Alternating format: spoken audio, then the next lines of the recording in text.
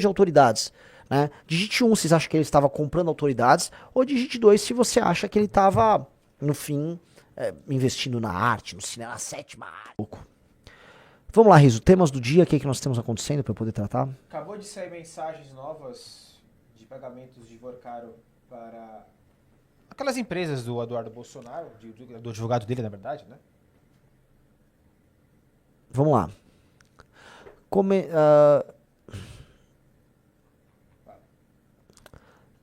Começaram com o Intercept dizendo que não. Ah, não, eles estão falando deles próprios, né?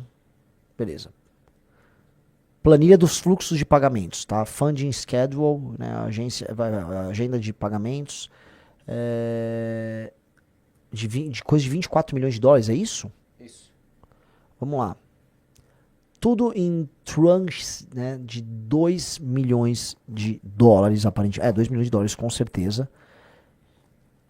E seriam 14 desembolsos entre janeiro de 25 e janeiro de 26. As duas primeiras parcelas foram de 2 milhões de dólares cada, inicialmente previstas para 20 e 25 de janeiro. Essa tabela sobre os pagamentos foi encaminhada a 7 de agosto para o empresário da beleza. A mensagem é relevante porque sugere que novos desembolsos estavam sendo discutidos naquele momento.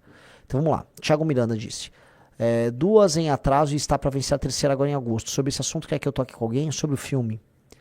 Cara, sobre o filme, né? Eu acho muito engraçado o filme ainda colocado como se fosse a chave da relação dos dois, né? O valor completamente desproporcional. Aí o Daniel Vorcaro responde: segunda fazemos 2. Ok, te lembro, aviso pra eles. Abraço, estou por aqui monitorando essa reta final. Aí Daniel Vorcaro manda: sobre o filme só foi pago a 1ª de janeiro. Precisa me ajudar a controlar isso. Tem que pagar a segunda e a terceira. Aí o Fabiano Zettel fala: vou pra cima do Mineiro.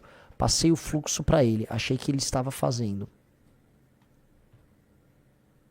Zettel respondeu logo em seguida: vou pra cima do Mineiro. Passei o fluxo pra ele. Beleza. O Mineiro, estado na troca de mensagens, seria Antônio Carlos Freixo Júnior, executivo ligado à entre investimentos e participações e empresa que fez a transferência. Apesar das negativas oficiais, a mensagem indica haver uma conexão entre Vorcaro e Freixo. Em fevereiro de 25, segundo os registros obtidos pelo Intercept, Zettel perguntou se Vorcaro poderia se pedir. Beleza.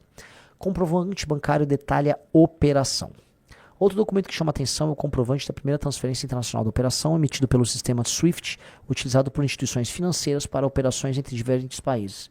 O registro é datado de 13 de fevereiro de 25 e confirma a remessa de 2 milhões de dólares ao Heaven Gate Development Fund LP, contado por Paulo Calisto, advogado do Eduardo Bolsonaro, que é o dono da casa, né? Então é isso, ele já tem os comprovantes, ou seja, foram depositados muitos milhões de dólares ali, pode ser. Segundo o comprovante, a operação teve como remetente o pagamento foi processado por meio do banco BS2 e destinado a uma conta da Heaven Gate vinculada ao JP Morgan. O Estado registra que seria a primeira transferência internacional para financiar Dark Horse. Demonstra. Essa história, cara. Essa história não fica de pé pra mim. A história não fica de pé. Não fica de pé. Naturalmente não é um filme. Naturalmente não é um filme que eles estão bancando. Bom, coisa, né? Casas aparentemente foram compradas ali, então. O filme era uma desculpa. O que nós precisamos saber, eu volto a colocar, qual foi a contrapartida? O que Vorcaro recebeu em troca para pagar mais de 130, ou para intencionar pagar mais de 130 milhões de reais, tá? O Estado registra que seria a primeira transferência, beleza, vamos lá. Aí o Zettel visa: filme tô tentando desde ontem, câmbio do master criando caso, já mandei 1000 documentos meus. Aí o Daniel Vorcaro: paga para quem? Vamos fazer via entre a empresa. Aí o Zettel: meu sonho, posso pedir pro Minas? Pode, e mandar a grana. Isso, paga para quem paga lá fora, um fundo. Esse comprovante, inclusive, consta em uma série de mensagens trocadas entre Zettel e Vorcaro. Em 5 de fevereiro, Zettel informou ao banqueiro que o câmbio do Baster estava criando obstáculo. Beleza. Blá, blá, blá, blá, blá, blá, blá, blá, blá. Menos de 10 dias depois, 14 de fevereiro, meu aniversário, inclusive, Zettel encaminhou a Vorcaro o comprovante emitido pela rede Swift, acompanhado de uma única palavra: filme! A mensagem foi enviada no dia, beleza. Blá, blá, blá, blá, blá, blá, blá. Outro lado, o Intercept entrou em contato, né? Ninguém respondeu nada. Beleza. É isso, né? Dinheiro foi remetido. Eu não quero ficar fazendo reprise de programas velhos que eu faço aqui de análises renais, Mas, pô, galera, definitivamente o dinheiro não foi pra fazer um filme. A não ser que, de fato, o Dark Horse é um fenômeno da cinematografia brasileira, um filme nacional que custou mais de 100 milhões de reais. É pra ser o maior filme da história do cinema nacional.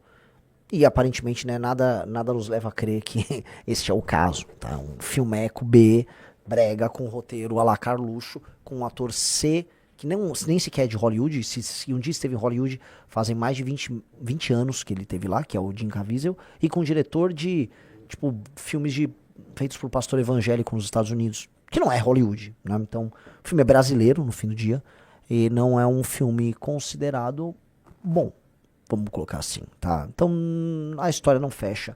Novamente, precisamos saber qual foi a contrapartida. Dizem, o Vorcaro mandou uma delação lá para a Polícia Federal, e a Polícia Federal não gostou da delação. Delação que envolveria muitos figurões, naturalmente, estamos aguardando essa delação ansiosamente, mas a PF falou, isso aqui não tem nada. E na parte que aparentemente cabia ao Flávio Bolsonaro, o Vorcaro disse que não tinha nenhuma contrapartida, eu só queria dar um dinheiro pro filme. Galera, isso não existe. Isso não existe no mercado cinematográfico. Não existe essa modalidade de dê um dinheiro aí pra fazer um filme. Toma 130 milhões porque eu sou um benemérito e quero fazer um filme. Gente, não é o caso. Ninguém, né? Pelo amor de Deus, ele é o cara da peleleca branca. Ele não tem uma grande dimensão estética, artista que ele quer investir, nada. Ele não tem nada. O Daniel Vorcaro é um comprador de autoridades. Né? Digite 1 se vocês acham que ele estava comprando autoridades, ou digite 2 se você acha que ele estava, no fim, investindo na arte, no cinema, na sétima arte. Vamos ser sinceros. Ô, Riso, você não tá conseguindo colocar o chat aqui na tela? Como não? Não, aqui não tá, né? Ah, trocou de live, esqueci. O chat também. Então, eu não acho plausível a história e acho muito ruim que o Vorcaro se sinta à vontade hoje pra fazer uma delação de mentira pra inglês ver, pra tentar obter a sede da cadeia, tá? E, dado que a Polícia Federal tá irritada, soa que, vamos dizer, os agentes políticos no judiciário, vamos colocar assim, estão todos lutando muito para que haja uma delação vazia dele e falar, pronto, ele delatou, agora solta ele, é isso aí, vai embora, Vorcaro, vai para Dubai, e ele, adeus, nunca mais falem disso. E essa história simplesmente deixa de existir, porque era um problemaço para um monte de gente. Né? Mas assim, eu vi a campanha do Flávio Bolsonaro hoje, né? Saiu uma matéria falando disso, que eles já disseram, não, já ninguém mais liga, já entrou na normalidade. Né?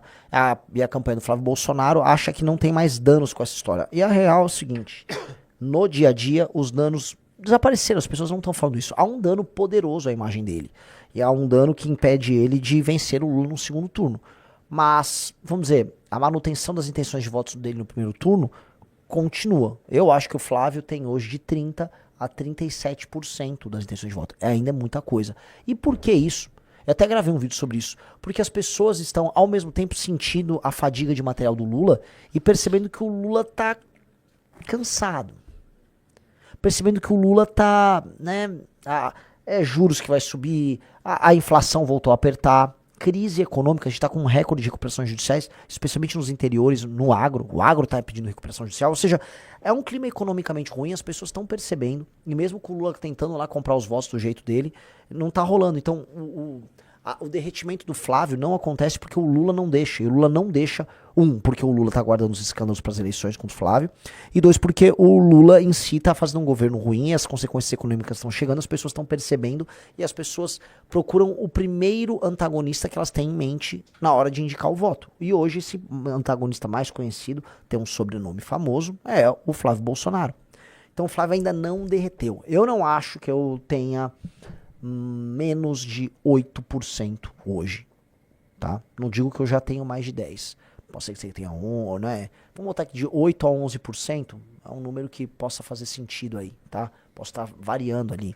Então, mas Flávio Bolsonaro, ele tem mais de 30 ainda.